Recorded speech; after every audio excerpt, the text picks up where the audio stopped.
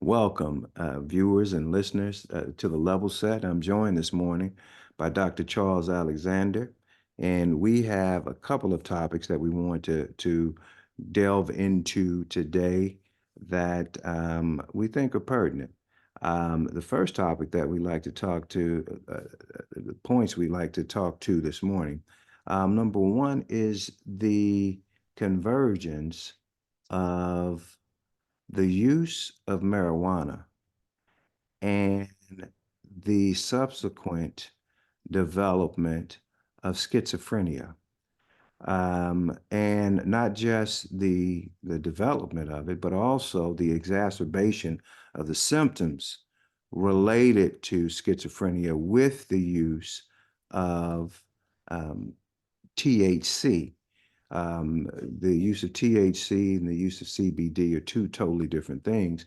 But what I think we need to do first, Dr. Alexander, is to have you, if you will, define what schizophrenia is, because I think we conflate schizophrenia with bipolar constantly.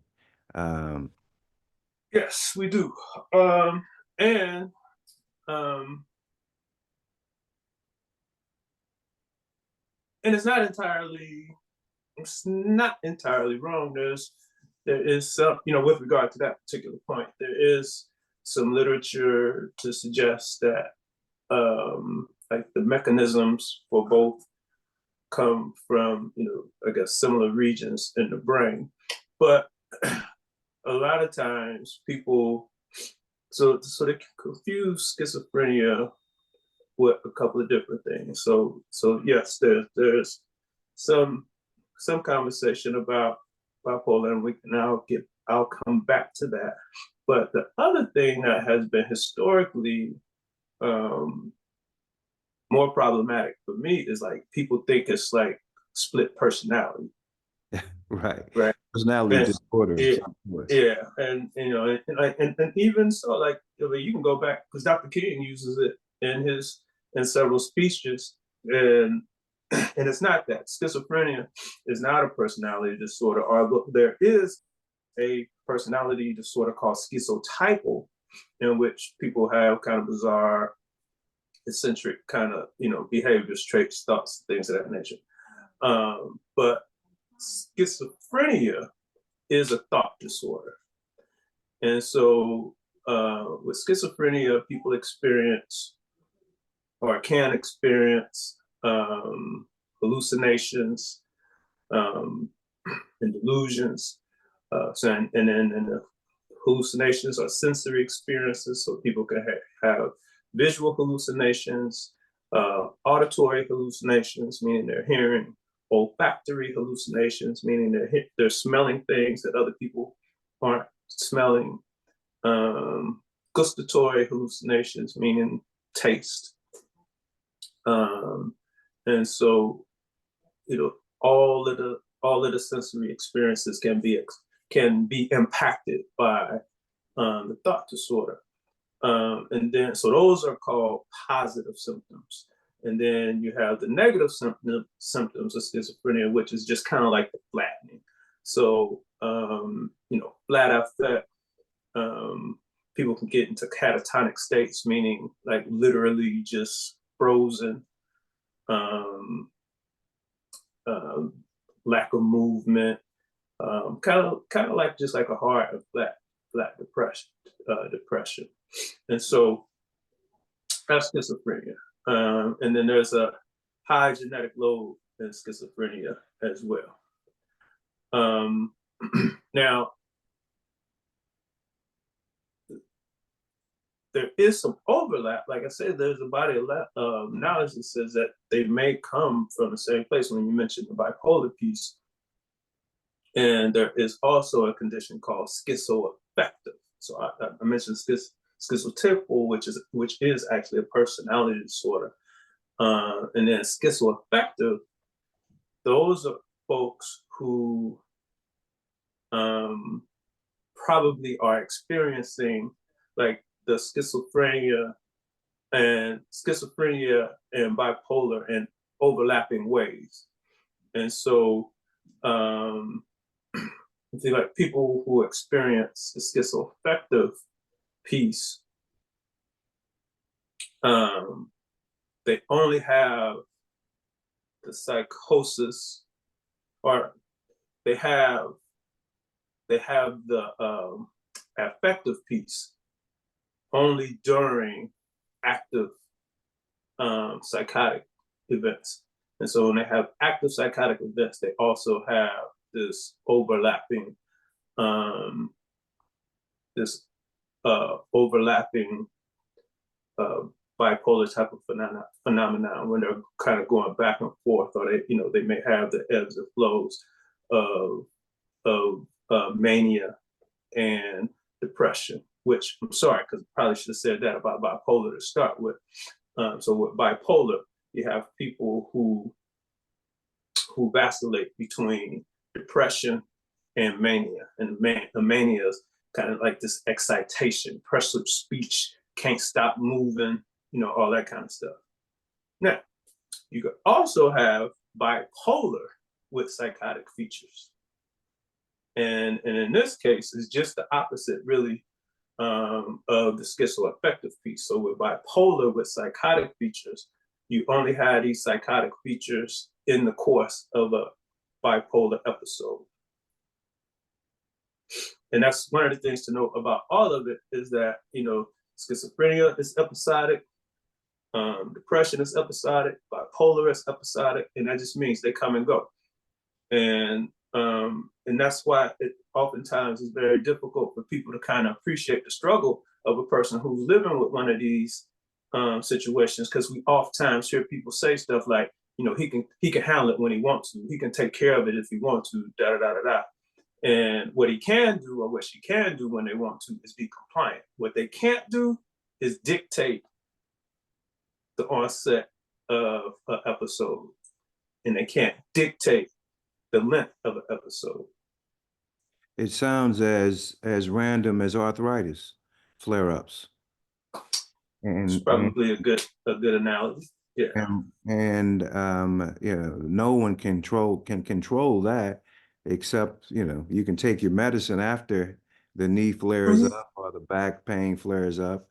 But when we deal with the brain, we act as if that is a totally separate organ that we have more control over than we do the onset of pain. Right. Now, And these are neurological disorders, and that's kind of the problem, where we kind of struggle with getting an appreciation for what people are experiencing. Because again, he can take care of it if he wants to. Well, if he could, then it wouldn't be a disorder. That's the whole point of it being a disorder, and that is that it exists at a level. It creates a level of impairment. And the mental health impairment is, work, relationships, work or school, relationships, community involvement, things like this. So those things can be impaired to such a degree that, you're at varying times, you're functionally, incapacitated. And so, again, folks can work very hard to not do things to exacerbate it. Folks can work very hard to just maintain treatment compliance otherwise, but they really can't dictate the reoccurrence of the condition. And so I know that's part of what our conversation is today, is about those things that can exacerbate or in certain situations trigger the onset of schizophrenia, right? And so and today we're talking about marijuana. and along those lines, Doc, you've read the studies. Yeah, I'm being triggered now because I was recently at a book signing for Dr. Blackstock, and some random individual gets up in the audience and tells these two, sisters that are highly trained doctors that there was a new study that came out today, as if, they didn't know that or wouldn't know that, as it was very condescending. and I'm trying, and I'm not, we know you're on top of it. So I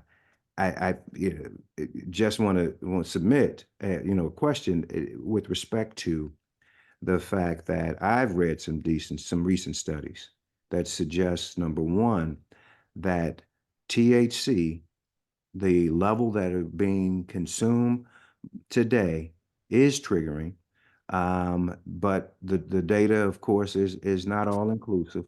But I looked at the methodology that they used for the study, and it appeared to be, on point.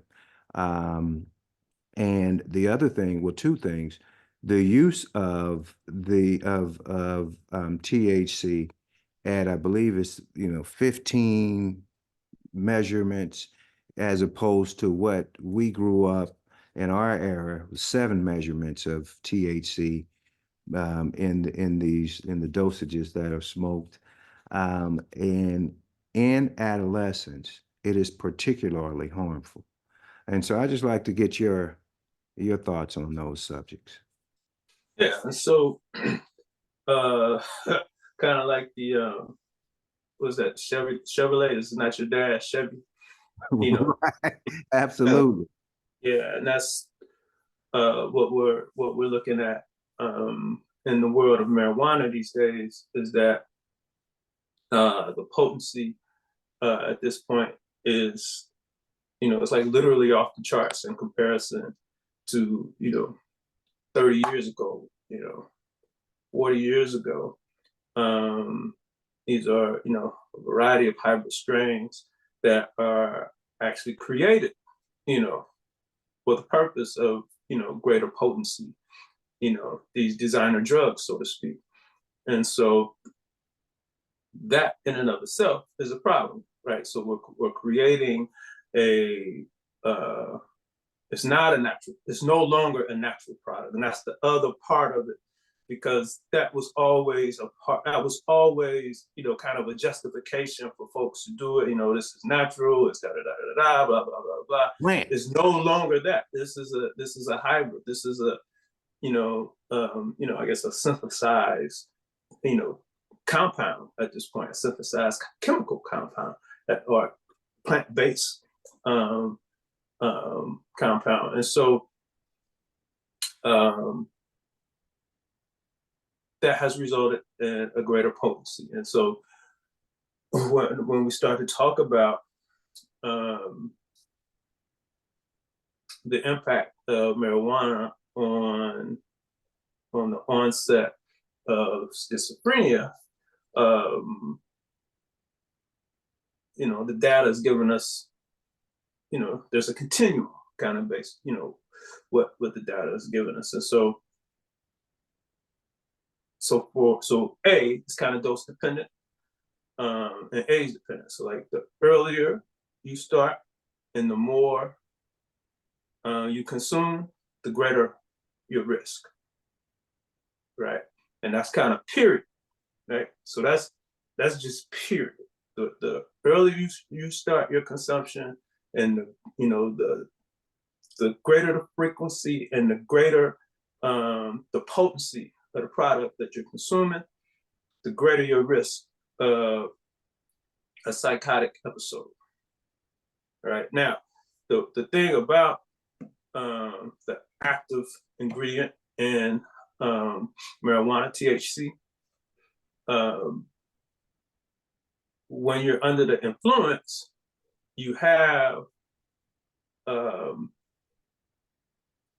so on the one hand, you could have the calming effect, right? But you also get some of those psychotic-like. You could have those psychotic-like experiences. So the hallucinations, the derealization, like you're just kind of floating and outside of yourself. Things are looking kind of dreamy and cloudy, all that kind of stuff. Depersonalization, I guess, is a better, when I was referring to the outside of yourself, that's probably better described as depersonalization. And the derealization is the kind of that cloudy, dreamy type of experience. And so, and again, you can have the hallucinatory effects and the delusions. And so a person who has a biological predisposition would be a person who has a family member that is, that's living or has lived with, schizophrenia, or perhaps even bipolar. And so then you take that same statistic that I said before, or the same factors I said before, and in that, the age at which you start your consumption, the frequency, and the potency. So let's say that was like so for the person who has no genetic loading or history, no family history of mental illness, that person, let's say that person increases their chances of, say, 20%. Well, if you have the predisposition, now you're probably into the 40 to 50% chance, right? And that still takes it's a lot of factors that have to come into place. And so, and that's kind of where that's the tricky part of where the science is now, because we can't, we're not so, the science is not so good that it could give you an exact causal piece, but it could certainly give you a lot of correlational data to help you make better decisions, right? And so cause is literally that, cause and effect. And so we can't necessarily say if you use marijuana that you're going to have a psychotic break, or that you're going to eventually have an onset, trigger the onset of schizophrenia. But what we can say is there is a relationship or correlation between marijuana consumption and the onset of, or marijuana consumption and the presentation of psychotic features and the potential onset of schizophrenia. We can say that. That's interesting. In undergrad, I worked as an activity therapist in a group home for 12 chronically mentally ill individuals that were between the ages of roughly 25 and 60 and 70. I can tell you that at any given time, the 12 that had, that presented with schizophrenia, 9 of them had drug use. As in their history, there were some stories that you would read, and it was almost that the entry point for the behavior was zeroed in on the actual beginning of the use of marijuana at that time. So I mean, I've always had I developed almost a mindset that it at least altered your brain chemicals to the point where you were susceptible to schizophrenia, just based on my real life work at that time. But it's fascinating that this continues right now. And so that's the other thing about this stuff, is that so our brains, our bodies, they have all these chemical receptors. And so we have built-in cannabinoid receptors in our bodies. So we have that. And we have receptors that are sensitive, nicotinic, or however you say it, receptor in our bodies, right? So these, because and it kind of stands to reason when we're talking about the actual natural substances, right? And so most, I can say a significant number of elements that exist, they exist within us, or we need to get them in us at certain, iron, all that, so minerals and vitamins and da da da. And so it's the same with some of these other, the substances that make up some of the plant life and all that. And so um, when we ingest these things, they create neurochemical reactions that have different impacts on our brains. And depending on, why these things exist to start with, when we abuse them, we, have the potential to create, peril, right? And so, and that ends up being, being the that's the concern. That's what it is that we always have to be concerned about, and that's what we have to be contemplating when we are consuming these things, particularly recreationally. And and right now things are really, really, really tricky because although you have recreational use, yeah, Missouri is recreational now, right? Yes. So it's medicinal and recreational. Illinois is medicinal and recreational. But the I tax believe you still have to have a card in Missouri. and uh and and then so like in Illinois, I don't know what the rules are to go to a dispensary, but we have places that make um infused products.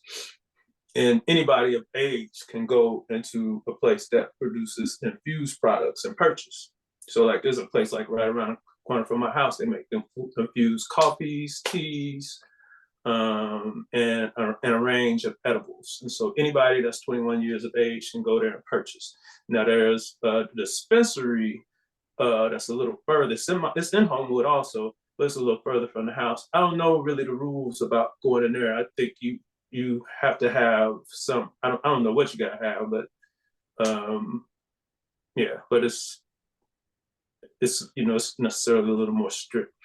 But what I was going to add though is that because it's being taxed now, it's more expensive, and so the street trade is great now as it's ever been because people don't want to buy, they don't want to pay that additional tax to get the product, and so the issue again becomes there's no regulation, and even you know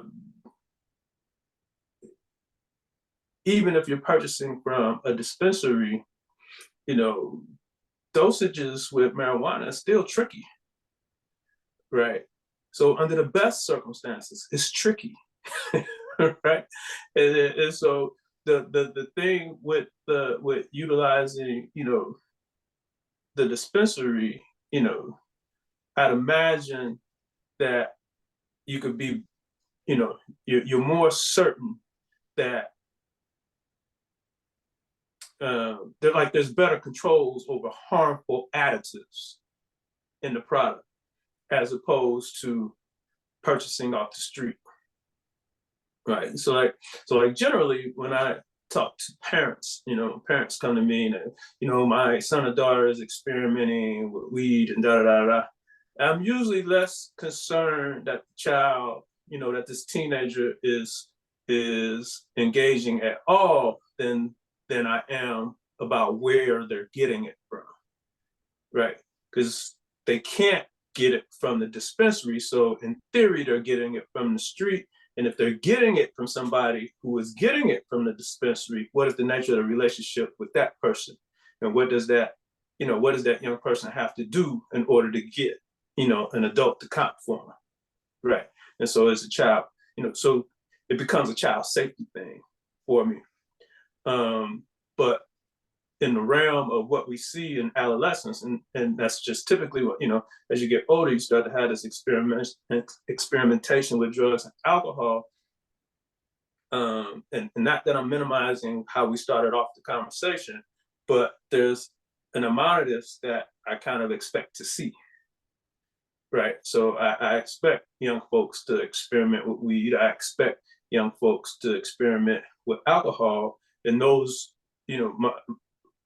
where I differ with most parents is that I really just perceive that as a supervision issue. I don't now. We can certainly find if there's some mood disturbance or something else, but I'm usually starting with this is a supervision issue, so let's kind of ferret it out. Let's get a better understanding where they're getting it, how frequent, da da da da. So, those are things to think about. But another piece to think about in the space of this conversation, and as we were talking about the onset of schizophrenia, and that is, I think about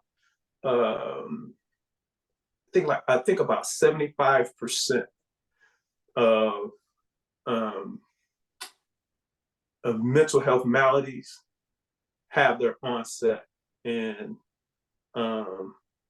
late childhood, early adolescence. So somewhere in that 12 to 15 age range. And so, so that's a reason to be, that's a reason to be aware, as a parent, and not at a point where people are overreacting, right? Oh no, my son or daughter can't go outside. Not that, but that's why it's important to know who your children are with, where your children are going, to have some rules and regulations about where they can be, how long they can be there, and who they could be there with. That's why I have structured activities, all of those types of things. And the determinants of health kind of fall into the same type of piece. The better resource you are, probably the better supervision you're able to provide, kind of all the way around. Because the better resource you are, the more likely you are to be able to, in those times when you can't be present, you have the ability to have your children and, developmentally appropriate activities, developmentally appropriate and well supervised activities that kind of lessen the risk of harm that your child would be confronted with. Yeah, that's critical. Yeah, it is. I've always stated that as a parent, your job, is really twofold. Find out what your child's, attend at, what they're interested in, and then find out places to and marshal resources to cultivate that. And so, a lot of times, if we're able to do that, we can avoid a lot of this. I mean, one of the worst statements I think that we've adopted as a community is keeping the kids off the streets. I mean, it's just so it's backwards to me. It's not keeping them off the streets. It's investing time in them and finding out what their gifts are and allowing them to fully exploit their gifts. So, I think one is passive and the other one is very, very intentional. And that's what we need to be about, with the gifts that that all of our young people have, and they all have them. So that's an issue that we have. So as Doc, what's our take on this? What should we and on THC specifically? So the science is evolving, and so so when we're looking at marijuana, you have THC and you have CBD. And so THC is tetrahydro cannabinoid, something like that. And so that's the actual ingredient that makes you high. So on the one hand, it has a calming effect. On the other hand, it has effects that mimic psychosis in kind of in and of itself, right? And then you have CBD, that's cannabinoid, and it has the calming effect, but it doesn't have the euphoric effects. And so, kind of across the board, when people talk to me about medical marijuana, I'd be like, so why don't you just go get CBD and you don't need a card. You don't need to talk to the doctor. You can just go. You can go into most stores. You could probably go into Walgreens or CVS, Walmart, the Walmart pharmacy. They may have CBD on the shelf. I said, so if you're trying to manage this, that, or the other, instead of getting marijuana, instead of getting THC, just get the CBD. But of course, people want to be high, and so they say, well, no, it don't do it for me. Well, because it don't. That's not what it does. So it doesn't get you high. You're right. Now it certainly can calm you, right? But those things, that's a very important piece, because that person who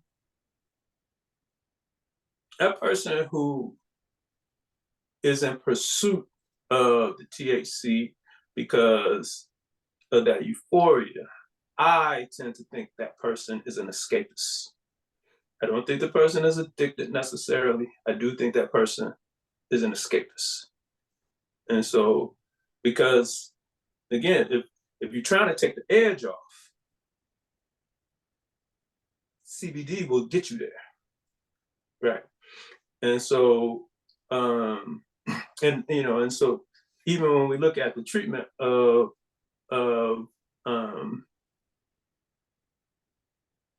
schizophrenia,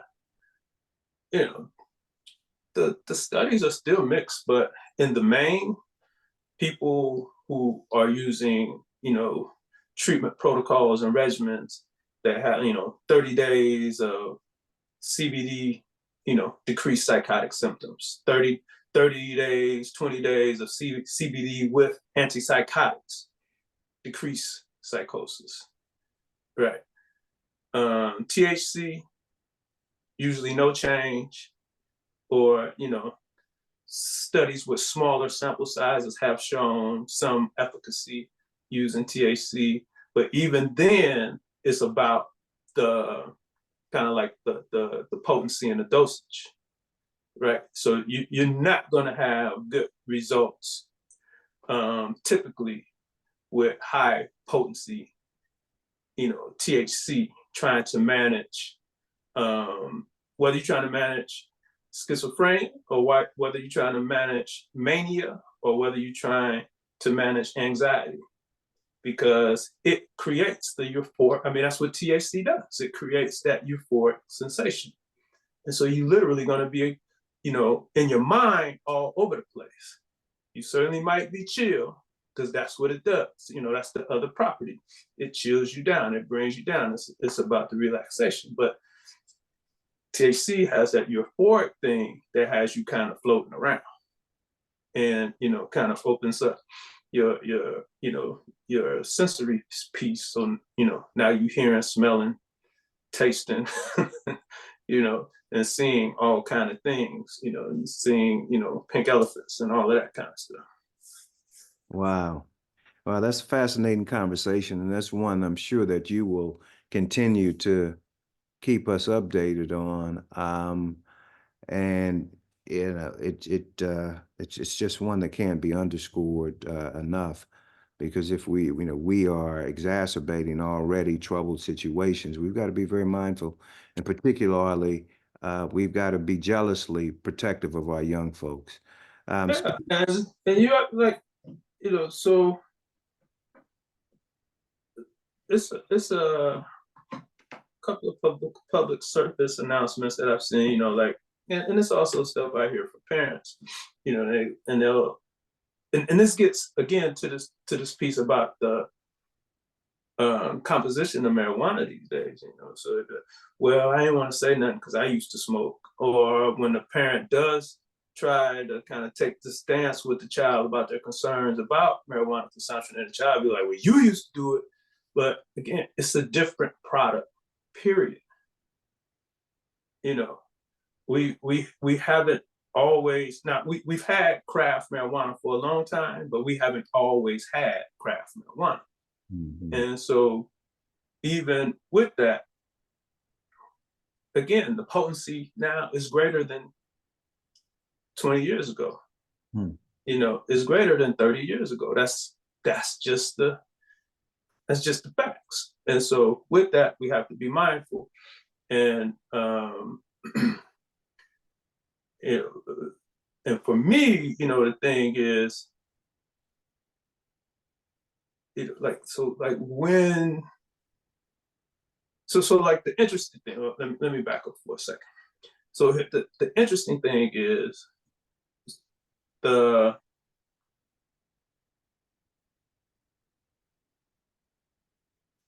dispensaries and all of these things.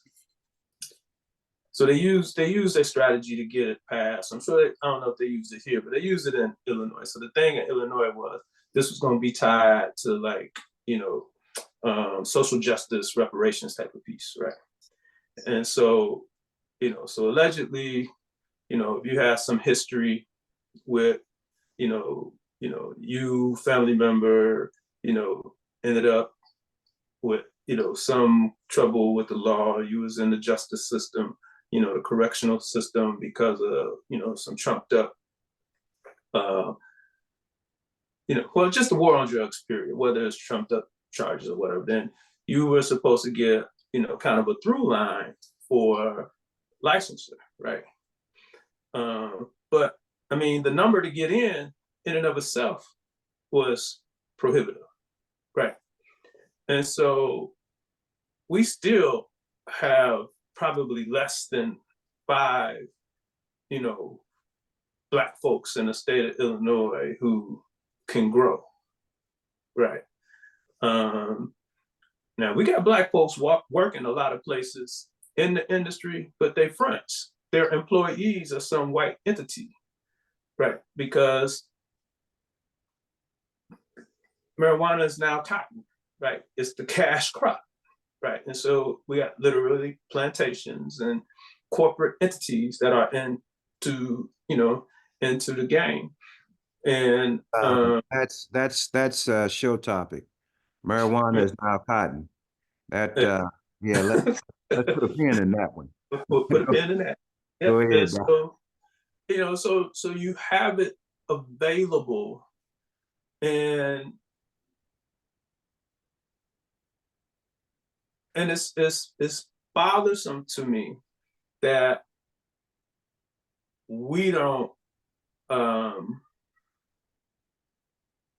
we don't see this as, in a conspiratorial way, right? Yeah. Because on the front end of the conversation, on the legalization conversation, folks was like, well, so now they can't drug test. That's not what this means. No, it does You not.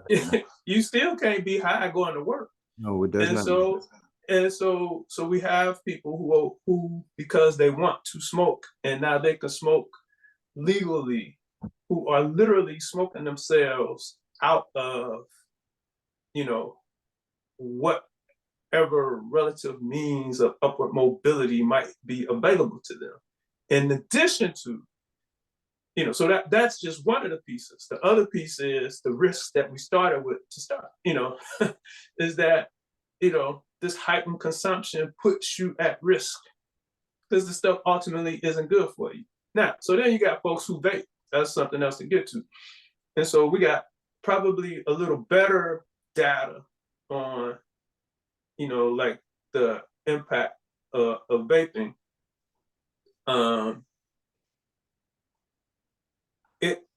So like folks say they vape because they're trying not to smoke because they think the smoke would have, be harsher on their lungs, when in reality, the vaping is harsher on their lungs, right? And so that's how we're having a problem when we continue to do these things, despite the known problems, right? And so some of it is a problem with discipline, but some of it is a problem with addiction, right? And so this is kind of what we're looking at. I don't think it's happenstance. Um, I'm not. I mean, I don't. In the main, I don't necessarily think marijuana any differently than I think, about, alcohol. I think in the main, it has to be consumed, safely, and you got to manage your frequency and all of that kind of stuff. You have to use it as responsible as you possibly can. Now, because again, the other thing with all of this, and we keep making what amounts to kind of random comparisons, is we know that there is a link between red meat and high blood pressure, cancer, blah blah blah blah. We know that there's a link between cigarettes and cancer, right? So we got folks who smoke cigars and weed because they don't want to smoke cigarettes. The cigarettes give you cancer, as if those other those other products don't, right? Right. And so so again, the jury's still out on marijuana and lung cancer, but we do know that when you vape it, the way that the product gets broken down, that does impact your lungs. Now, I don't know if it's cancerous, but it is harmful. I do know. I can't say that. I have to do a little more reading in that space. And then when we're smoking cigars have 10, 20 more times nicotine in them than cigarettes do. Right. And you ain't got no filter. And Right. so so we cut these deals with ourselves all the time. And so marijuana really is no different in that regard. We consume harmful things all day, every day, because that's how we're conditioned in this, starting with sugar, by the way, because that's how we're conditioned, in this space. And then, but for us, we don't really have a luxury to be so risque, because our dollar don't spend the same, so we don't have the same access to stabilizing care, right? And so so the whole thing is just tricky at best. That's the best. That's the best I'd say. And then we have to kind of work from the other adage, the more you know, right? So the more you know, in theory, the better decisions that you will and can make over time. And and again, none of the data is saying if you have a joint, you're going to have a psychotic break. That's not really what it's saying. It is saying that there is a link between your consumption patterns and mental. There's a relationship between your consumption patterns and either an acute or prolonged bout of mental illness. That's facts. Now, another thing is that, so I didn't notice until this morning looking at the news, bad doc, that April is stress awareness month. And so rather than using marijuana to take the edge off, right? Or if you think you need to use marijuana to take the edge off, just get you some CBD. Don't get the THC, just get you some CBD. But better yet, take a walk. Take a walk. Take a walk. Do some push-ups. Do some pull-ups. Do a yoga class. Yeah, do that kind of stuff. Be mindful of your diet. Oranges and avocados, things like that have stress reduction effects because of the vitamins and nutrients that are in those things. Be mindful of your sleep patterns, and that becomes another thing. Like, folks don't always know what we're seeing, but they're very, very simple things, and that is, either relative to baseline, relative to whatever is your typical behavior. If you're sleeping more or sleeping less, you need to try to figure out, why am I sleeping more or sleeping less? right? If you're eating more, eating less, you need to figure out, why am I eating more or sleeping less? I mean, eating more, eating less. If you are, you know, appreciably more irritable or appreciably more sullen, why? Why am I? And so, do I have I'm getting frequent headaches, right? My, shoulder pains, back pains, yeah, upset stomach, your body is that those are all signal things. So your body is telling you that it is having a reaction to something in your environment, probably. And so then you want to kind of figure out what those things are, excuse me, which is what, like, we have to get better with that. Because even folks who, you know, whether we're talking about a medical issue or whether we're talking about a psychological or psychiatric issue, even when we get people who are medication compliant, and they might be medication and therapy compliant, which is really kind of like the gold standard for care, but they're not willing, they're either not willing or they're unable to change whatever the chronic problems are, right? So it's not enough to, if there's not change in whatever the relative stressor is, then at best you're at problem maintenance. You're not at problem solving. And so that's part of this thing that we kind of get wrong, definitely in the mental health space, is that, like, so folks on the front end, so what do you think about medication? It's like, I am neither for or against. I said, it can work, and it can also not work. And in most cases, it doesn't work under the best circumstances. And all medications are toxic. All psychotropic medications are toxic. And says, so if you're not careful, you just necessarily don't get what you need. But there, for X number of folks, the medication can literally take the edge off, so that your normal mental capacities can kind of kick in, and you can problem solve, and you can solve and account for whatever it is that's driving this, right? You know, for those things that are meaningful to that. Now, everything can't be that.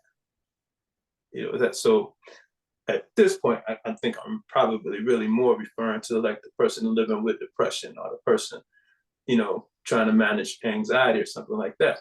Some of these things, the best we can do is kind of management and higher level coping skills and strategies. But it kind of depends on what the piece is. But the formula doesn't really change. What changes is how we look at the outcomes. What are realistic outcomes? And so we're treatment compliant and so if we're treatment compliant, which means both therapy if we have medications prescribed and we're doing therapy, that's a huge part. And the other part is, how are we able to manipulate our environment? Because it's probably impacting whatever it is that we are experiencing one way or the other. That's fascinating, Doc, and I think that is a full-throated, articulated, prescribed message that we all can adopt, because this notion of escapism, I think we all do some nature of it. And in addition to that, we all have some sort of mitigating addiction that we have, be it food, shopping, Yes. um, indulgence of some sort that we can manage better. So we thank you. But let's turn back to a topic that we spoke on at length last week. We've had a week where we have watched some of our daughters just attacked by some of the highest officers of the land.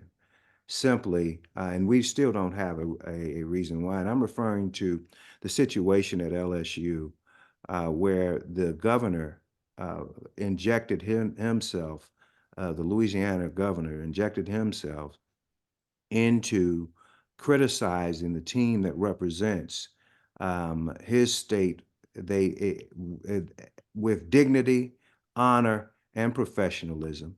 And the second issue I have is this curated individual calling Angel Reese essentially a crybaby and referring to her as a villain, and that yeah, that the villain has no place of of crying, and it's just really the second one was more problematic for me than the actual governor. The governor is we understand that yeah, Louisiana saw fit to put in what appears to be a fully initiated nationally, for whatever reason, and he's doing what he does. But for this gentleman who's supposed to be a member of, well, he fancies him. He's distinguished himself this week. Calls himself a Nigerian, a Nigerian that's never had to deal with the trauma that African Americans have had, who played college football and he played professional football. But the attack rang such a nerve with me that I think it's important Who is for. he? Um, I'll recite his name later. I'll get his name to Hmm. you. But the yeah, I would just want to remind our audience, and I would no one can do it more brilliantly than you did. With any athlete that we have, there's a bear that we have to deal with. And I just want to talk, I mean, I just want to get your opinion about the understanding that we need to have for any of our children that are doing things at a high level as Angel Reese, and the grace we need to give, despite the fact that you want to dehumanize them and make them villains. Yeah, so we have to start with, so ground zero for us is, what is it, vilification? That's the Yeah, word? And yeah. so, um, so we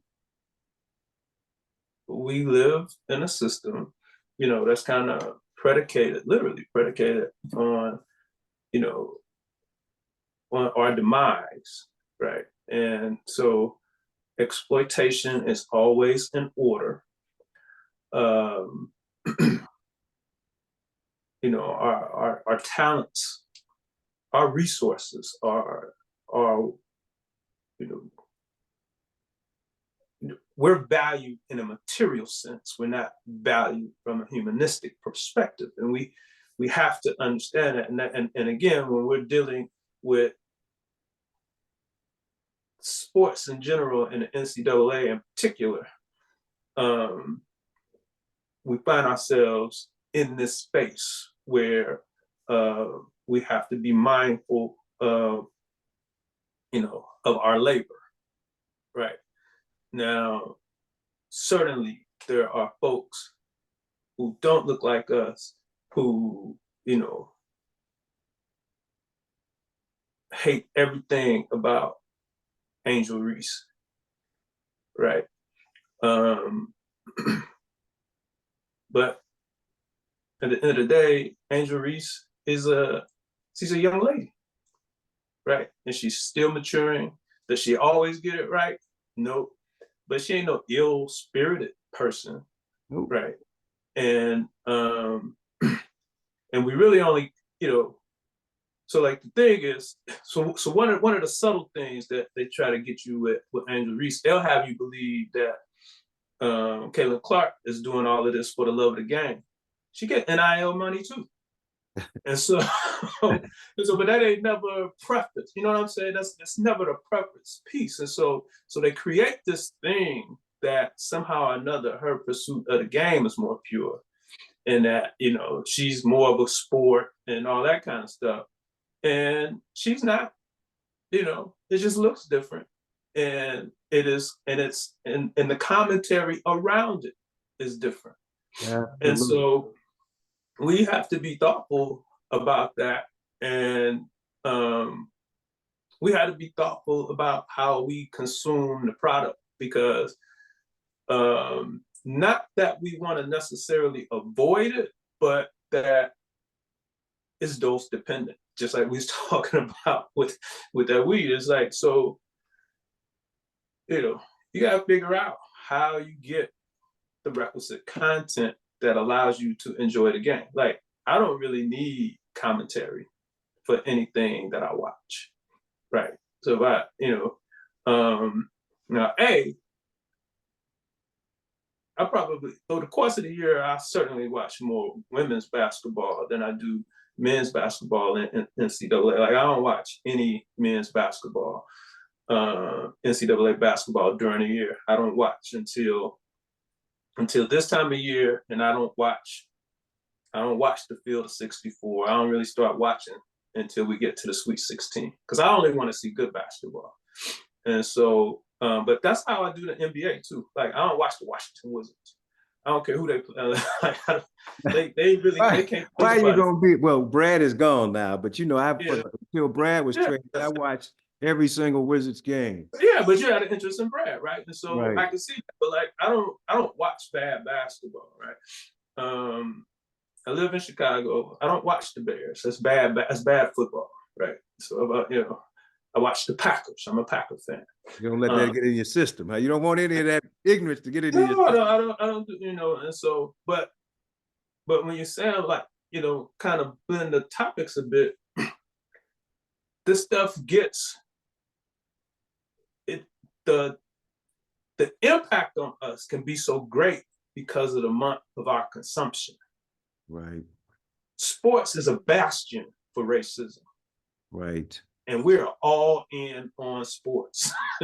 And so when we hear and see these things, like, it'd be one thing if we had a response that actually protects Angel Reese, but we don't.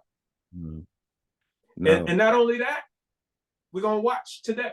Right. So after whatever happened, after whatever was said, we're gonna watch South Carolina. Now, so what we are gonna do is we're gonna want South Carolina to beat the brakes off Iowa, both to avenge their loss to Iowa last year, and because they want South Carolina to somehow, avenge, all of this hatred that is going against Angel and and the other sisters that are playing. And so I Mind you, get it. That's kind of the nature of the battle that we fight. mind you, that's what happened last year. LSU took the way Caitlin Clark acted in her win against South Carolina personally. They Mm-hmm. took it Everybody did. They took it personally. That's why this little dust up between LSU and South Carolina to me this year was silly. Those girls love each other, But the issue with that is Kim Mulkey. and then that's enough. That was the issue with that, That's the Kim. issue. And so, as we speak right now in Arkansas, as a result of, and some are saying as a result of the governor's statement about her team, Kim Mulkey's interviewing with the University of Arkansas this morning. So Kim's going to take care of Kim.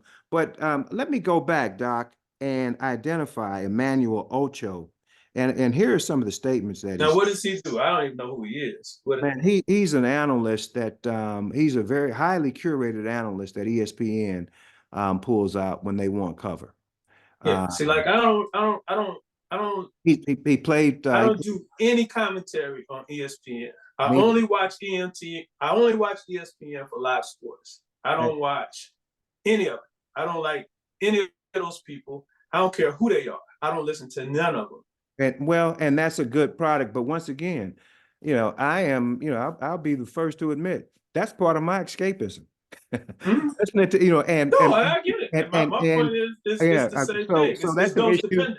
That's an issue that I can work on because I've got plenty here. Because what I've gone to this year, though, because I watched two players in the NBA, Jason and Brad, and so I Mm-hmm. watch all of their games. And so what I've gone to this year is doing just that, turning the TV down, playing, one of the Get your great music. Yeah. and reading. And Mm-hmm. and when I take a break and look up, I look at the score and I can go back and highlight it. But I've had to do a better job of that because I realize just how much time you waste. But listen to what this individual stated. and I'm quoting him, "You can't be the big, comma, bad wolf, but then cry like Courage the Cowardly Dog."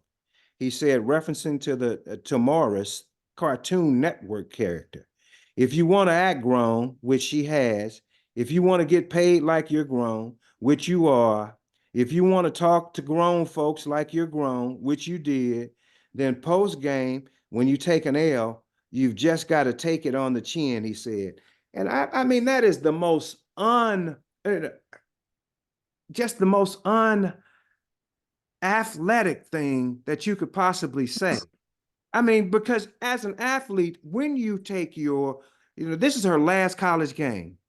She was honest and open about what she had to go through in order to do what she has accomplished, made no excuses the entire press conference. And that's your response? No, I mean, who's got their hand up? Also, it's because most of these things are a nuanced thing, and so we see. I mean, part of March Madness on both sides is the tears when you Absolutely. lose. That's just part of the piece, and so. But again, this is the internalization. What you just read was the internalization of the inhumanity, that we are confronted with. So she's not free to feel, right? Because all we want is her labor, talent and labor. That's all we need, right?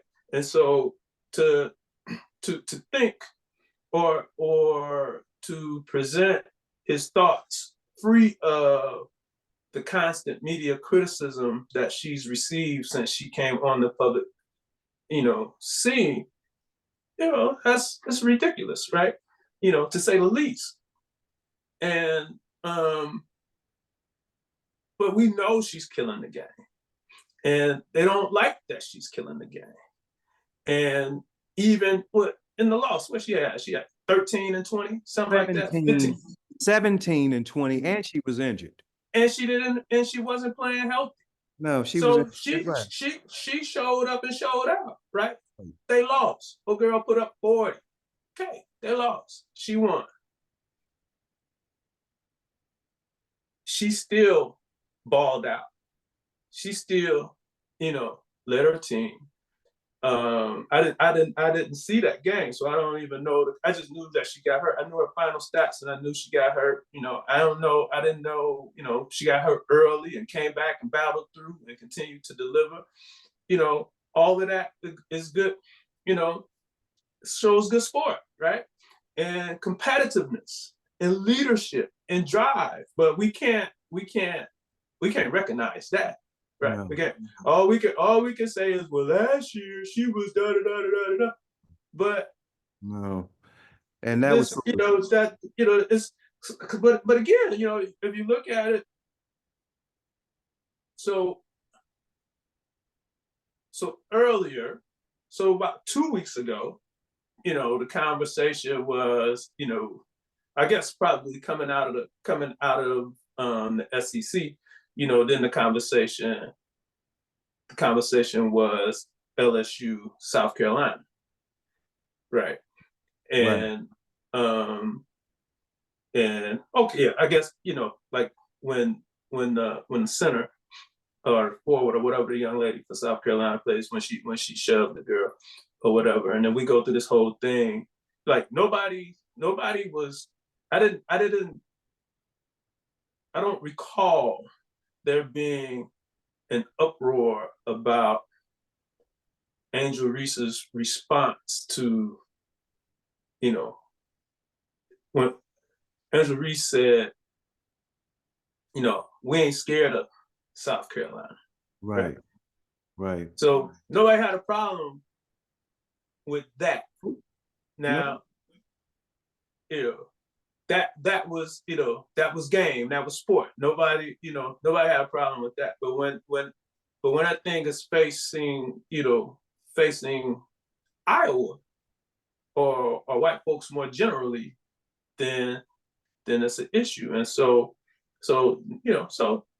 this is par for the course. But these are the things that we have to be mindful of. Now, again, we had these conversations over and over again, and again, like if you're gonna go to one of these schools, just make it a good reason to go, right? And that, So I think if you, that I'm going to hold you to the time because we know what you had to do this week. And man, I think that sums it up. We want to thank you all, and we look forward to joining you all again, God willing.